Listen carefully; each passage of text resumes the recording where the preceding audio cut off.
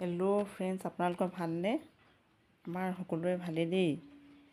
আজি কঁঠালৰ মুচি বনাব লৈছোঁ, তাকে অকণমান দেখুৱাইছোঁ ভিডিঅ' কৰি।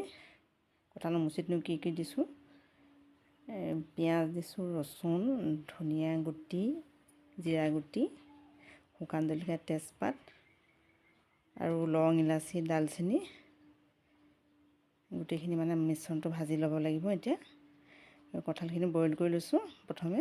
এতিয়া এইখিনি তেল দি ল'লোঁ আৰু এতিয়া তেল দি ভালকৈ ভাজি ল'ব লাগিব। পিঁয়াজ, ৰচুন, আদা, লং, ইলাচি, ডালচেনি গোটেইখিনি আৰু মানে জিৰা গুটি, ধনিয়া গুটি, জলকীয়া, এইখিনি গোটেইখিনি ভালকৈ ভাজি ল'ম। এতিয়া গোটেইখিনি একেলগে মিলাই দিছোঁ।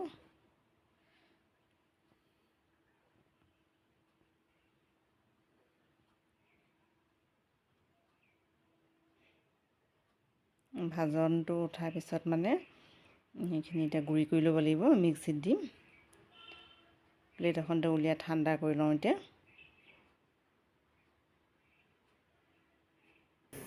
এবাৰ মিক্সিত গুড়ি কৰি ল'লোঁ মছলাখিনি। আকৌ কেৰাহীখন পাতি দিছোঁ, তেল দি দিলোঁ আৰু এতিয়া মিঠাতেল, তেজপাত দিছোঁ, জিৰা কেইটামান দি দিলোঁ।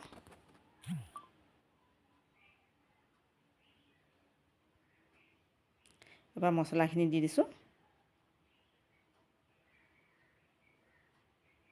এইদৰে মানে মছলাখিনি বনালে মানে নিজে বনাই ল'লে অতি সোৱাদ হয় খাবলৈ। যিকোনো চব্জিতে এইটো মছলা দিলে অতি সোৱাদ হয় খাবলৈ। মছলা মিশ্ৰণটো নিজে মানে বনাই ল'লে। হালধি দিলোঁ। এতিয়া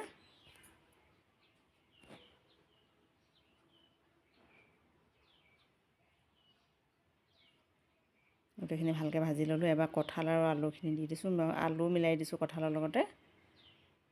আলু দুডোখৰমান সৰহে হ'লগৈ।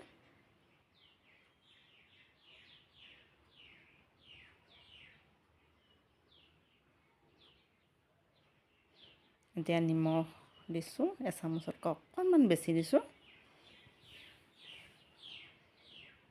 ভালকৈ লৰাই ল'ব লাগিব।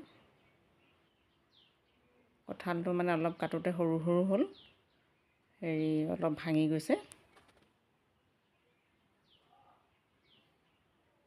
এতিয়া মছলা দিছোঁ। মিট মছলা দিছোঁ। যিকোনো মছলাই দিব পাৰি, মেগী মছলা দিলেও খাই ভাল লাগে। মই মিট মছলাটোৱে দিলোঁ আৰু এতিয়া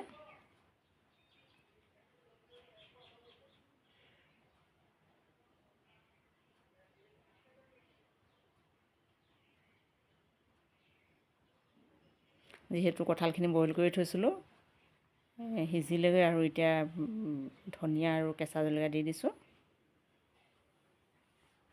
নমাবলৈও হৈছেগৈ।